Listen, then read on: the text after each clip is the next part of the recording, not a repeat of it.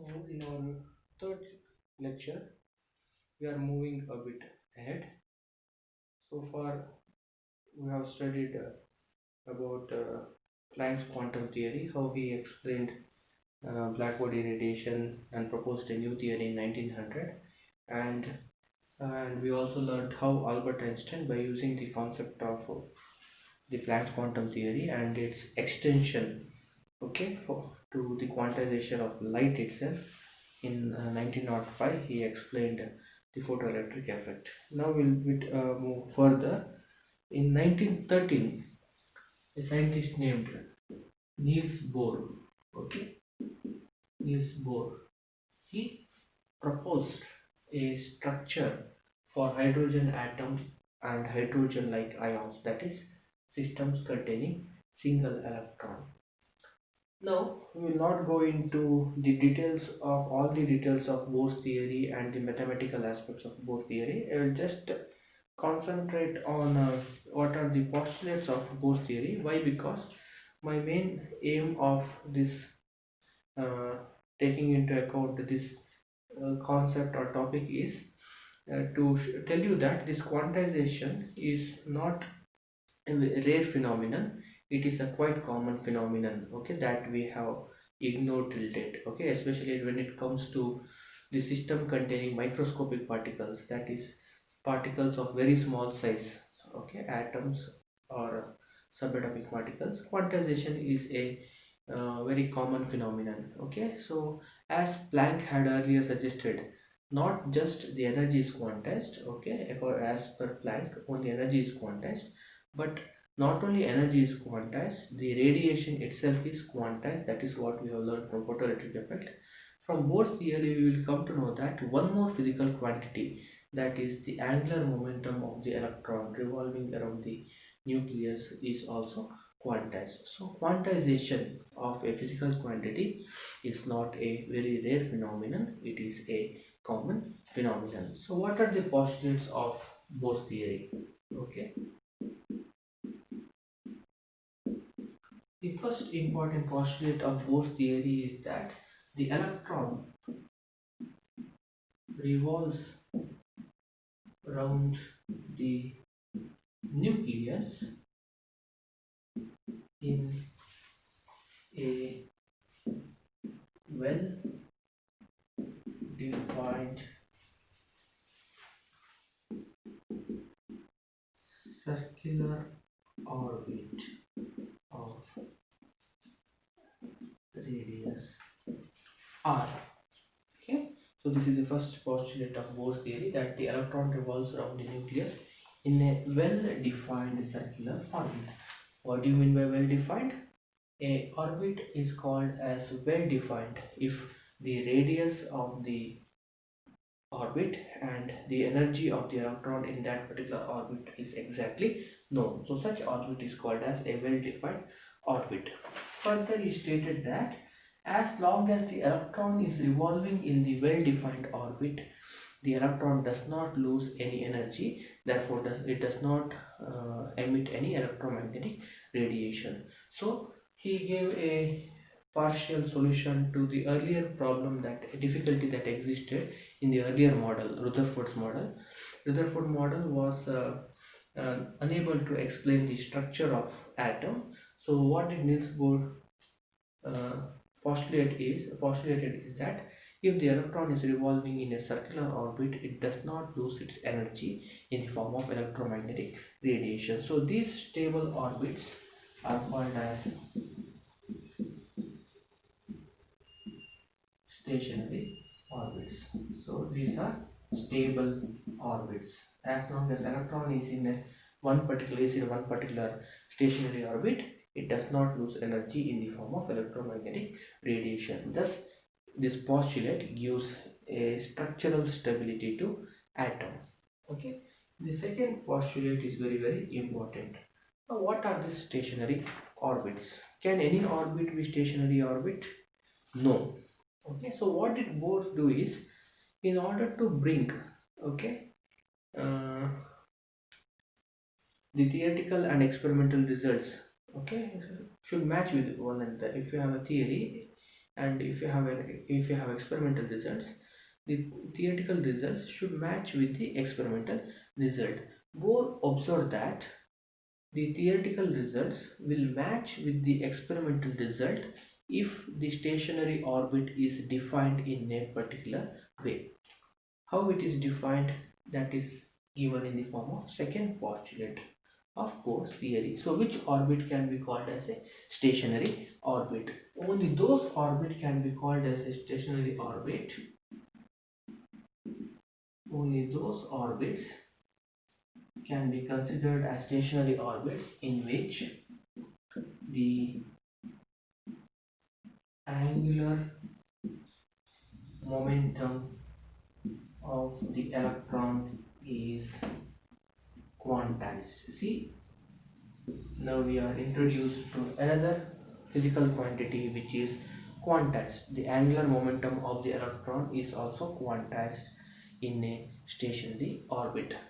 Mathematically speaking, it is mvr, mass of the electron, into velocity of the electron revolving in the nucleus into radius of that particular orbit, should be equal to n into h by 2 pi, where n is an integer. Remember, whenever a physical quantity is quantized, the equation should contain an integer. So whenever there is an integer appearing in the equation, it means the quantization principle is in force, or it has come into picture. Okay, so the angular momentum of the electron cannot take all the values. Its values is fixed. It can only take values equal to n into h by 2 pi, where n can be 1, 2, 3 and so on. So the angular momentum of the electron can be either h by 2 pi, 2 into h by 2 pi, or 3 into h by 2 pi, only limited values.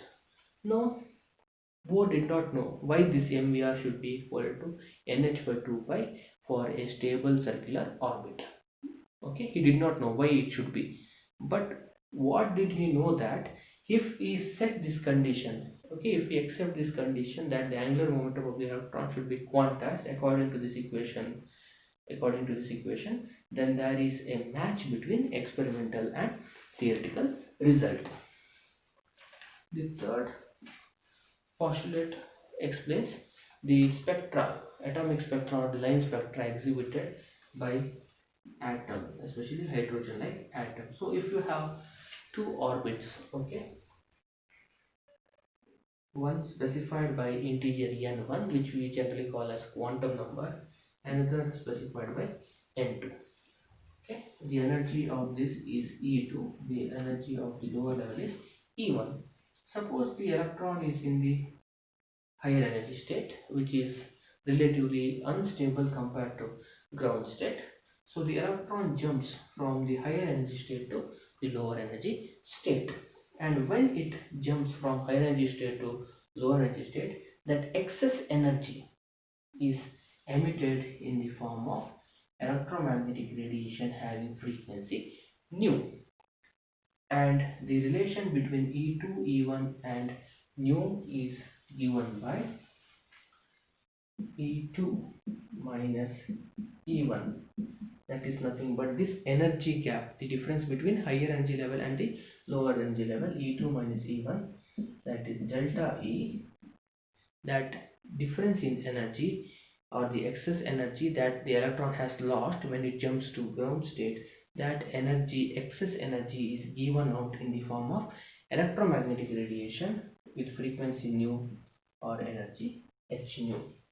Therefore, the frequency of the emitted radiation is E2 minus E1 divided by h, or delta E divided by h, and this condition is called as Bohr's frequency condition. Okay, so using these three postulates, Bohr was able to explain the structure of hydrogen atom, and mathematically he was able to derive and obtain expressions for the radius of a particular orbit defined by quantum number n or integer n as Rn is equal to epsilon naught n square h square divided by pi m z square. Okay, where epsilon naught is the absolute permittivity of free space, n is an integer called as quantum number, h is Planck's constant, m is the mass of electron, z is the atomic number, and e is the electronic charge. Similarly, he obtained an expression for energy. The energy of the electron in the state defined by this integer n is minus m z square e to the power 4 divided by 8 epsilon naught square h square into 1 divided by n square. Okay, so how to derive these equations you have already studied in your primary classes, that is PU and first year degree classes. So these were the expressions that was derived by Bohr by using this postulate. Again, you can note that the radius of the orbit depends on n square with an integer. Similarly, the energy of the electron also depends on n square, which is an integer. And I also already told you, when an integer appears in a particular equation, okay, then the quantity that is specified in that equation is quantized. So the radius of the orbit is also quantized. It means not all the circular orbits are available for revolution of electron. Only certain orbits, which are called as stationary orbits, where angular momentum of the electron is quantized, only those orbits are available for circular motion. And also the energy of the electron is quantized. It means the energy of the electron in an atom cannot assume or take any values whatsoever. Its value is also restricted or quantized because this energy depends on integer n. So the main purpose of bringing this Bohr's theory, discussing Bohr's theory is here to make you know that this quantization is not a rare phenomenon, it is quite common. Okay, so angular momentum is quantized, that is what I had to say here. And also you can see the utility of Planck's equation in explaining the spectra of hydrogen atom. In the earlier models of the atomic structure, that is Rutherford's model, etc., it was not possible to explain the line spectra of atom, but Bohr, by using Planck's quantum theory, he was able to successfully explain the line spectra of hydrogen and hydrogen-like atom. Though Bohr's theory had its own success or merits in explaining the structure and spectra of hydrogen atom and hydrogen-like ions, that is containing single electron, it had several limitations. Okay, some of the limitations you have already studied are it is applicable for only for atoms or ions containing single electrons. Okay, Bohr's theory cannot explain the effects such as magnetic and electric effects such as Zeeman effect and Stark effect.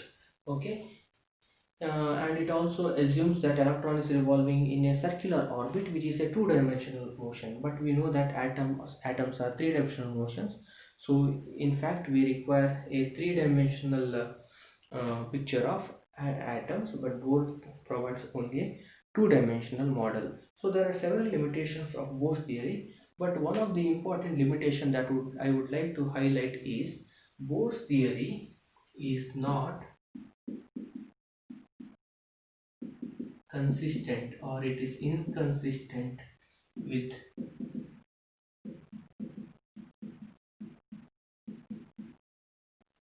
Heisenberg's uncertainty principle. Okay, out of the several limitations or demerits of Bohr's theory, the one thing I would like to emphasize, one limitation I would like to highlight is that this Bohr theory is not consistent with Heisenberg's uncertainty principle. So what is Heisenberg's uncertainty principle, that we have to understand. But before studying what is Heisenberg's uncertainty principle, we have to study another important aspect, which is very important for the study of quantum mechanics, that is de Broglie hypothesis or de Broglie equation.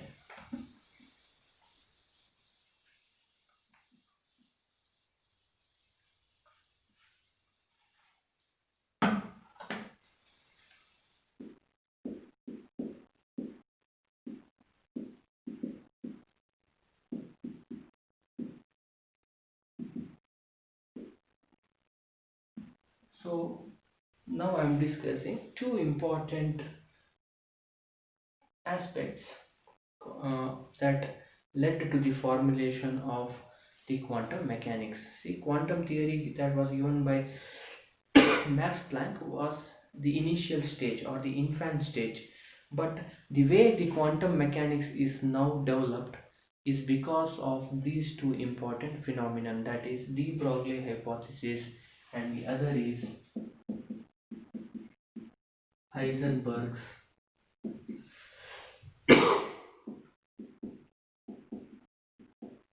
uncertainty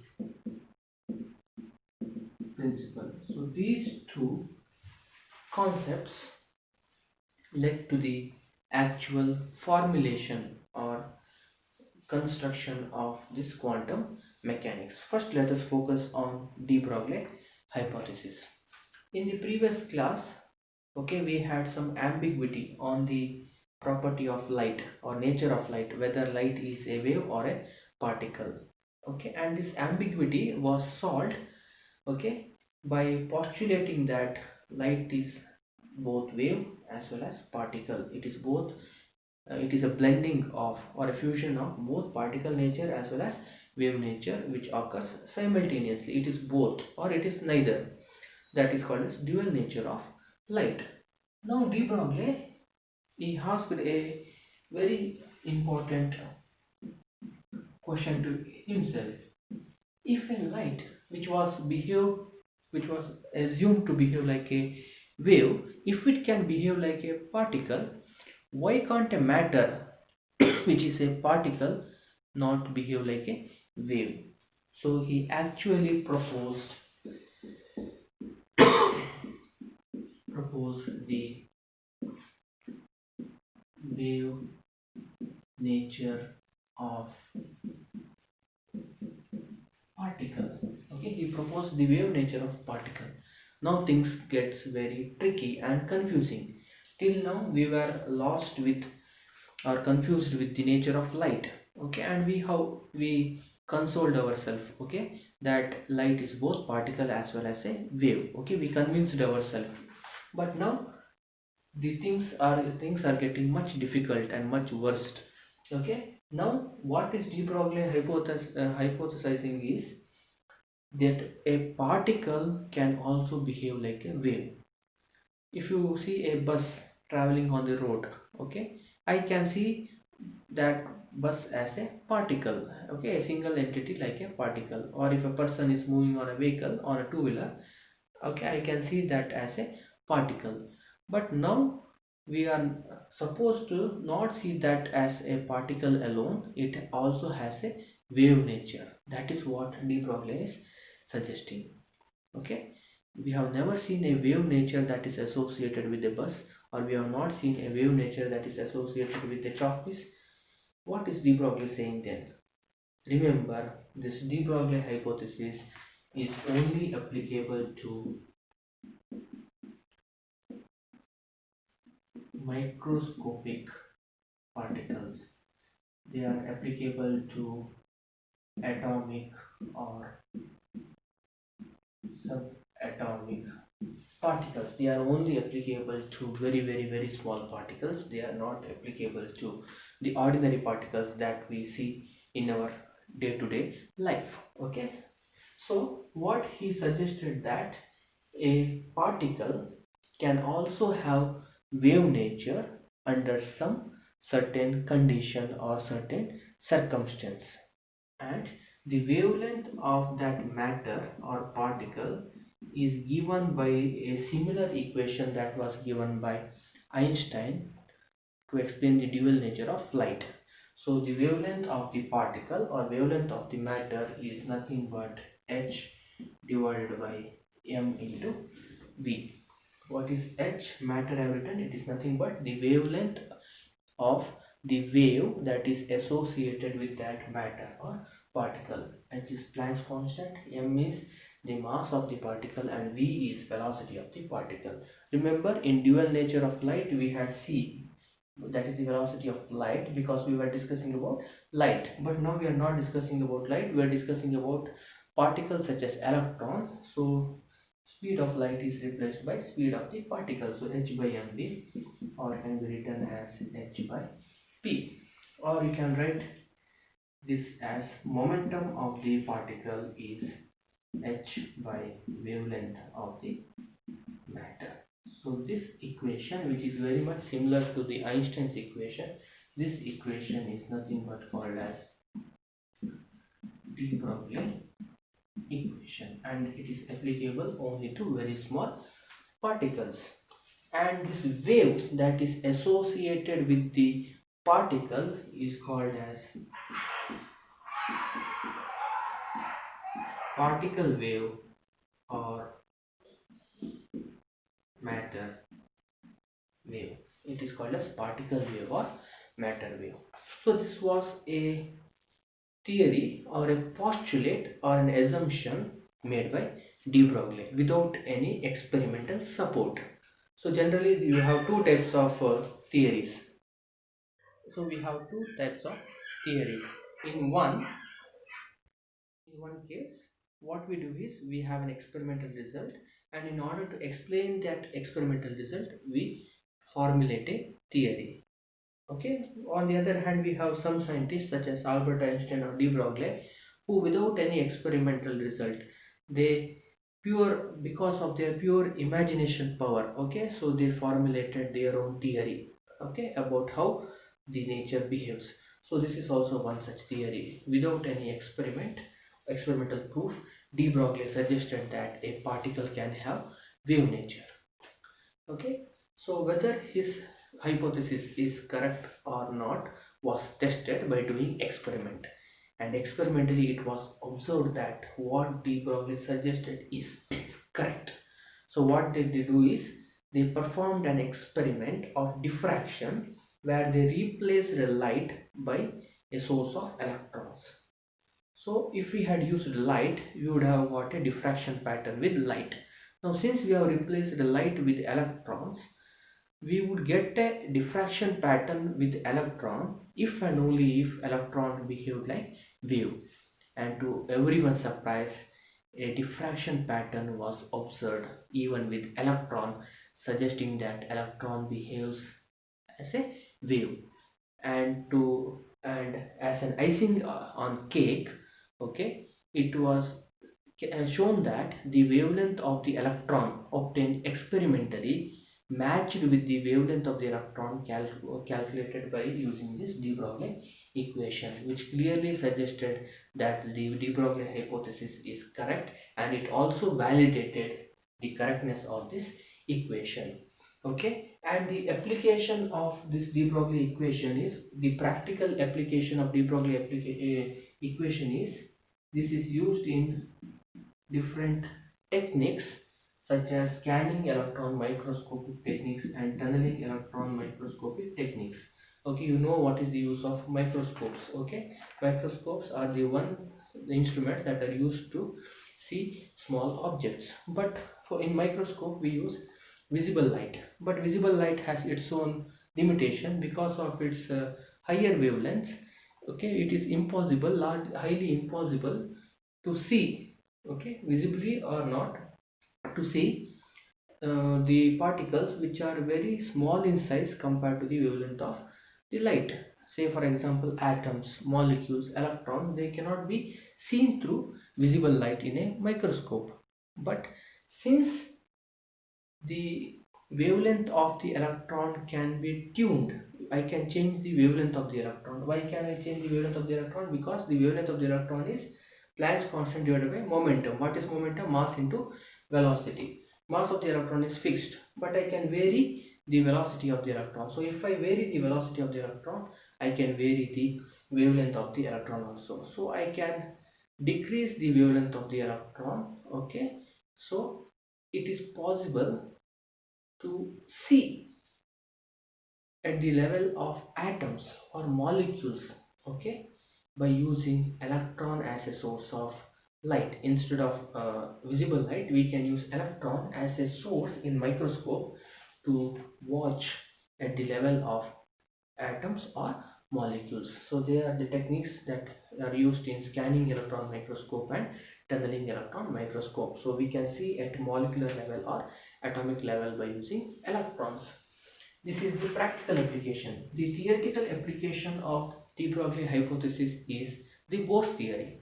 Remember, in Bohr's theory, according to second postulate, the angular momentum of the electron in a stationary orbit is quantized. That is, mvr should be equal to nh by 2 pi. And as told you earlier, that Niels Bohr was unable to prove why mvr should be equal to nh by 2 pi.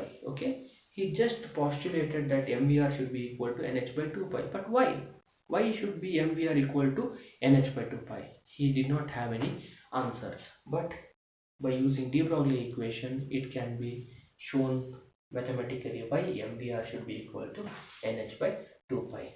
Since these topics are out of scope of our syllabus, I will not go for the detailed derivations of all those things.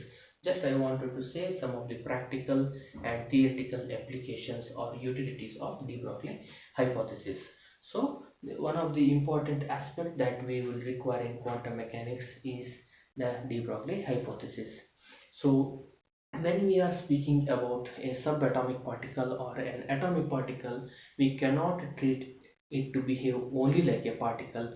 Its wave nature should also be considered.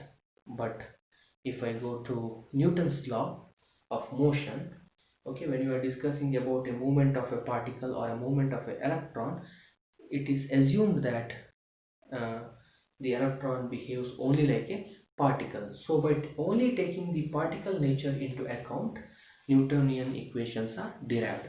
So Newtonian equations are therefore not applicable to electrons, because electrons have both particle as well as wave nature. So we require a new mechanics, or we require a new law to describe the motion of electron, which takes into account both particle nature as well as wave nature.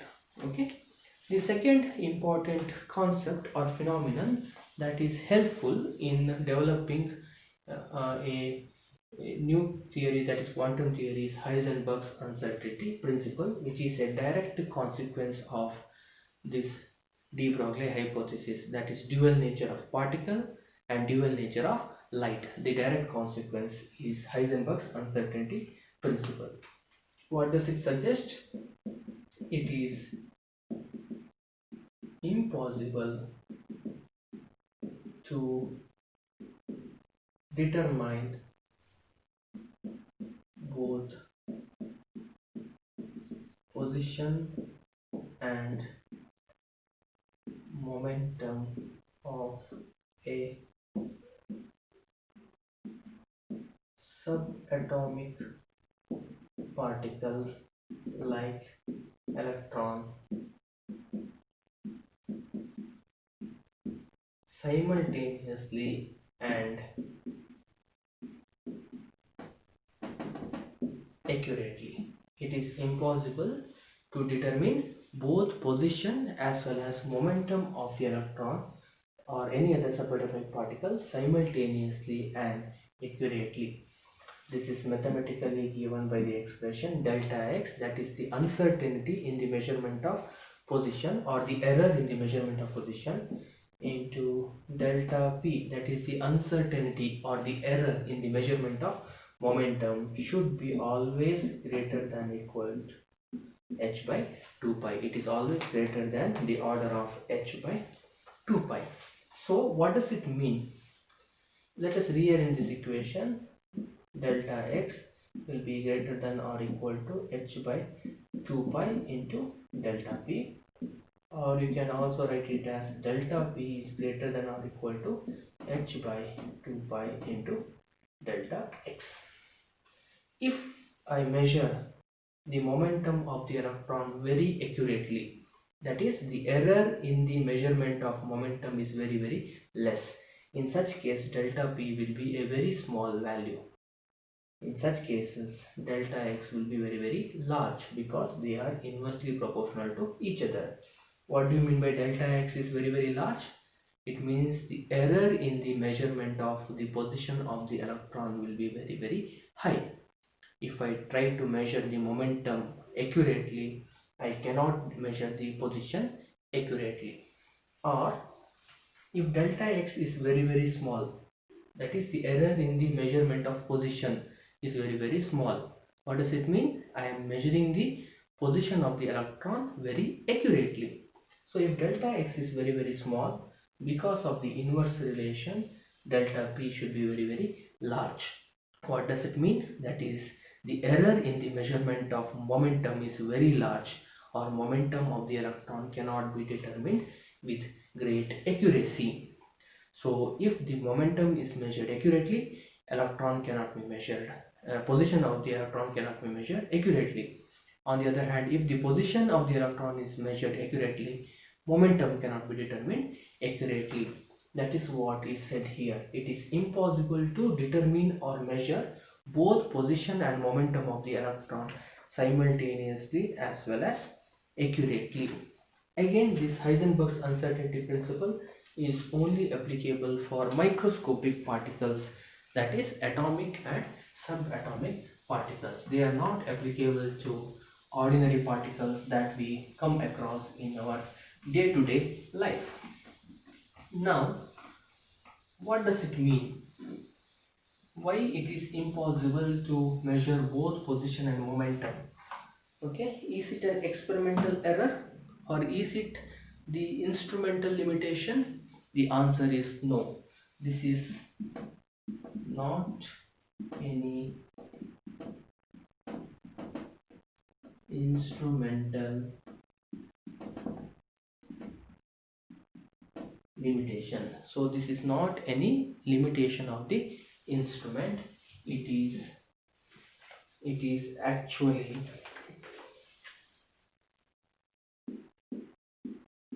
a fundamental or inherent, that is inbuilt problem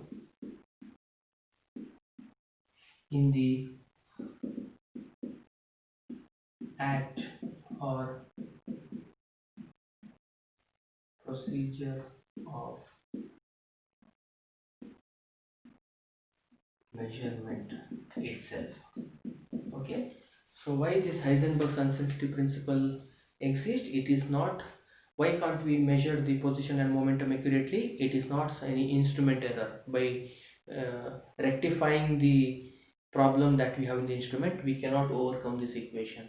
Okay, this is a natural phenomenon. So it is a fundamental or inbuilt or inherent problem in the way we take measurement of position and momentum. So why Bohr's theory is not consistent with Heisenberg's uncertainty principle? If you remember the first postulate of Bohr's theory, it says the electrons are revolving in a well-defined circular orbit. What do you mean by well-defined circular orbit? A well-defined circular orbit means we know all the properties associated with that circular orbit. What is the radius of the circular orbit? What is the energy of the electron revolving around the circular orbit? What is the velocity of the electron? Everything is known accurately. Position is known accurately, momentum is known accurately, velocity is also known accurately, energy is also known accurately. Such orbits are called as well-defined orbits. But according to Heisenberg's uncertainty principle, one cannot know both position and momentum accurately. Therefore, Bohr's theory fundamentally is inconsistent with Heisenberg's uncertainty principle. That is why we have now replaced this well-defined orbit, this word orbit, by what is called as orbital or orbitals. What is the definition of orbital? You might have already studied, or else we will discuss later when we discuss hydrogen atom. So we are replacing the word orbit by orbital because of Heisenberg's uncertainty principle. So in these three lectures we have discussed about the limitations of classical theory and what are the important differences between classical idea and quantum idea, and through series of experiments and uh, theories, okay, such as black body radiation, photoelectric effect, and Bohr's theory of hydrogen atom, we have, okay, experienced or come across the different aspects where this quantization concept comes again and again to picture. Okay, in black body radiation we saw that the energy of the oscillator should be quantized. In photoelectric effect we came across the concept of quantization of the light itself, that light exists as particles. In Bohr's theory of hydrogen atom we came again around this quantization principle, okay, where we saw that the angular momentum of the electron should be quantized.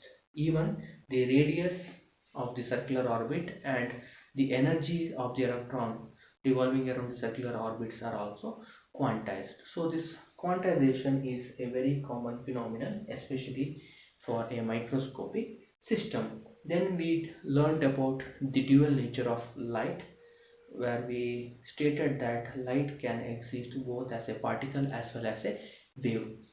Not only light has dual nature, even microscopic particle, that is atomic or subatomic particle, can also have dual nature. A particle or a matter under certain circumstances, that is a moving particle, can also behave like a wave, and it is described by the equation called as de Broglie equation. And finally we came across a important principle called as Heisenberg's uncertainty principle, which states that you cannot measure both position and momentum accurately and simultaneously.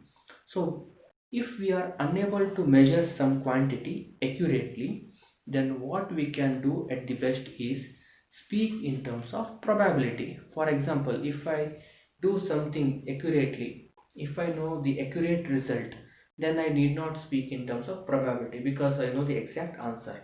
But if I do not know the exact answer, then I have to speak in terms of probability. For example, if I do not know what is the exact position of the electron in the atom, then I have to speak in terms of the probability of finding the electron at a particular point. So we will speak about this probability and other things in much detail when we go into the deeper aspect of quantum mechanics. So we have emphasized the important limitation of classical mechanics or classical theory. So we need to develop a new theory to describe the motion of electron, because electron can have both particle as well as wave nature, and also its position and momentum cannot be determined simultaneously and accurately, and these two things are quite opposite to what classical theory says. According to classical theory, an electron is a pure particle, it does not have any wave nature. And also according to classical theory, that is according to Newton's theory, both position as well as momentum can be determined accurately. But quantum theory says exactly opposite. Electron has both particle as well as wave nature, and its position and momentum cannot be determined accurately. So we require a new mechanics or a new law to describe the motion of electron, and that new mechanics is called as quantum or wave mechanics. Why it is called wave mechanics? Because the electrons also have wave nature, and this new mechanics is consistent, okay, it is consistent with de Broglie hypothesis and Heisenberg's uncertainty principle. The new mechanics that we will see how it is developed in the next class, that new mechanics is consistent with both de Broglie hypothesis as well as Heisenberg's uncertainty principle. So this is all about a basic introduction to quantum chemistry. In the next class we will go to the actual syllabus we'll discuss some mathematical concepts related to development of quantum mechanics, that is the concept of operators. Okay, thank you.